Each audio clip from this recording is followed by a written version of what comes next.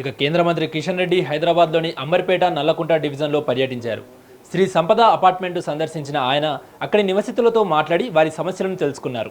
అనంతరం ముషిరాబాద్లోని Bholakpur division highline అపార్ట్మెంట్లో ఏర్పాటు చేసిన ఓపెన్ జిమ్ను ప్రారంభించారు. ఈ సందర్భంగా స్థానికులతో మమేకమై అభివృద్ధి కార్యక్రమాలపై చర్చించారు. అందరికీ తెలుసు, సమాజంలో నిత్య జీవితంలో అనేక రకాల మార్పులు వస్తూ ఉన్నాయి. ప్రతి కుటుంబము, ప్రతి వ్యక్తి తీవ్రమైనటువంటి మానసిక ఒత్తిడితో పనిచేస్తూ ఉన్నారు. అది ఇంట్లో పనిచేసినా, ఆఫీసులో పనిచేసినా, సొంత వ్యాపారంలో పనిచేసినా అనేక రకాల సమస్యలు. అదేవిధంగా మనం తీసుకుంటున్నటువంటి ఆహారంలో కూడా కలుషితమైనటువంటి ఫెర్టిలైజర్, కెమికల్స్తో కూడినటువంటి ఆహారము మనకు తెలియకుండానే మనం తీసుకుంటున్నాము.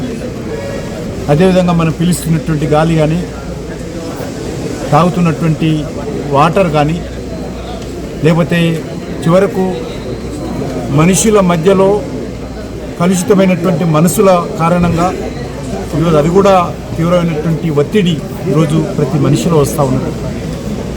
కాబట్టి వీటన్నిటికీ మరి పరిష్కారము యోగా అందరూ చేయాల్సినటువంటి అవసరం ఉంది.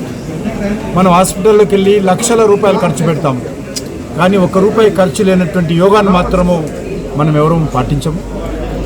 మారుతున్నటువంటి జీవన నేపథ్యంలో యోగా కానీ, చిన్న చిన్న శారీరక వ్యాయామం కానీ చాలా అవసరం.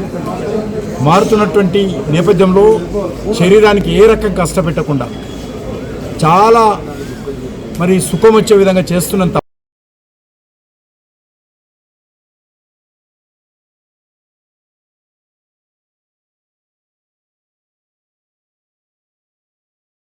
అందరికీ తెలుసు,